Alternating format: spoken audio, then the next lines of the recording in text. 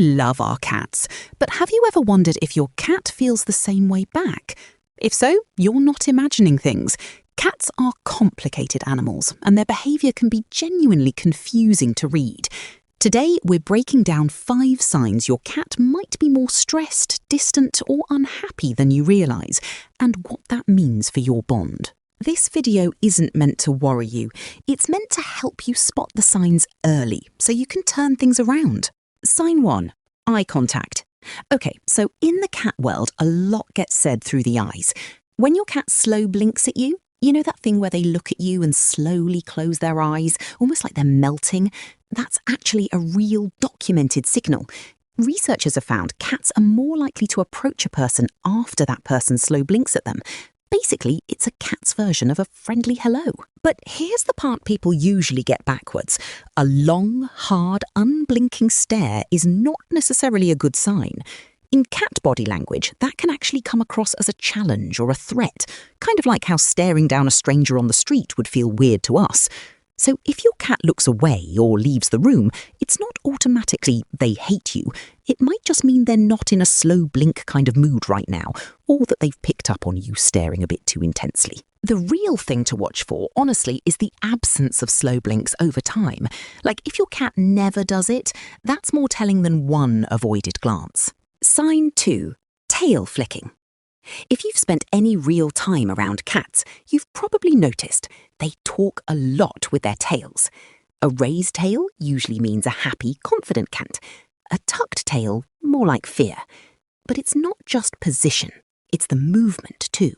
Unlike, say, a dog's big happy wag, a flicking or thrashing tail on a cat is generally not a great sign. Think of it kind of like a person tapping their foot when they're annoyed. It usually signals agitation, overstimulation, or heightened alertness, like something in the environment has their attention and they're not thrilled about it. Quick tip though, context really matters here. A cat mid-play or mid-hunt will flick its tail too, but that's more about focus and excitement than annoyance. So next time you catch the tail going, pause for a second and ask, are they overstimulated from too much petting, startled, or just locked onto a toy? And to be fair, slow, gentle tail swishes are usually the opposite. That's a relaxed, content cat. Sign 3. Changes in scratching behaviour. Cats scratch for a bunch of reasons. It's not just to destroy your couch, promise. Their paws have scent glands, so scratching is partly territory marking, and it also helps shed the outer layer of the claw. Now, if you notice a real shift, like scratching way more than usual, or suddenly going after furniture or areas they never touched before, that can sometimes point to stress. Big changes at home, a new pet, a move, even rearranging furniture can genuinely unsettle a cat, since they tend to be creatures of habit.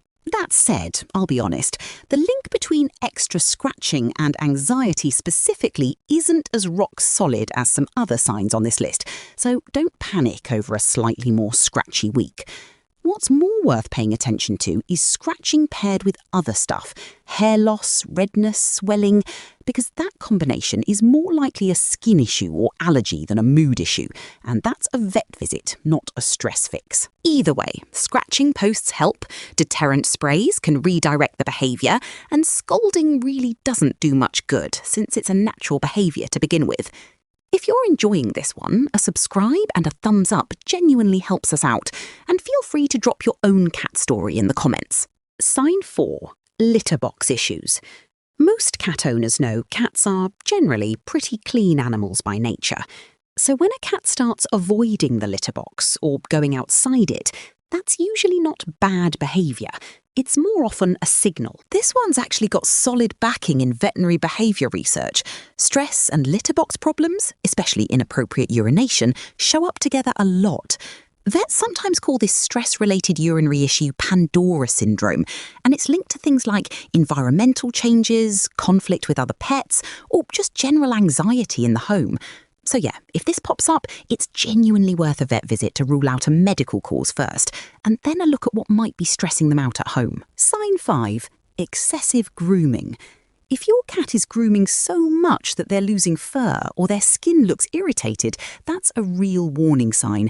This one's called psychogenic alopecia, and yeah, it's a recognised thing in cats. But, and this is important, the first step isn't "my cat is anxious." Check for fleas, allergies or skin infections first, since those are honestly the more common cause. If a vet rules those out, then stress becomes the more likely explanation, and it's worth thinking about what changed recently. New pet, new home, even switching litter brands can do it. Bonus sign: hiding more than usual. If your cat's disappearing for hours, way more than their normal routine, that's worth paying attention to. Hiding can be anxiety, sure, but it's also just as often a sign a cat isn't feeling well physically. In the wild, hiding illness or pain is a survival instinct. Showing weakness makes you a target. And, well, that instinct hasn't gone anywhere just because they now live on your couch. So, basically, look at the pattern. Is a normally social cat suddenly hiding a lot, paired with appetite changes, litterbox changes, or less self-grooming? That combo is worth a vet call, not just a "they're moody" shrug. Bonus sign: not responding to affection. Look, cats are not dogs, and honestly, this one's a bit less about love and a lot more about personality. Cats are independent by nature, and plenty of totally happy, well-bonded cats just aren't big cuddlers. That's not evidence of anything on its own. That said, if a cat that used to enjoy affection suddenly stops, and it's a real noticeable change, that's more likely tied to stress, discomfort, or not feeling well, not to not loving you.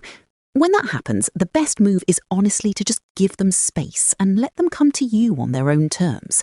So here's the honest takeaway. None of these signs really mean your cat doesn't love you.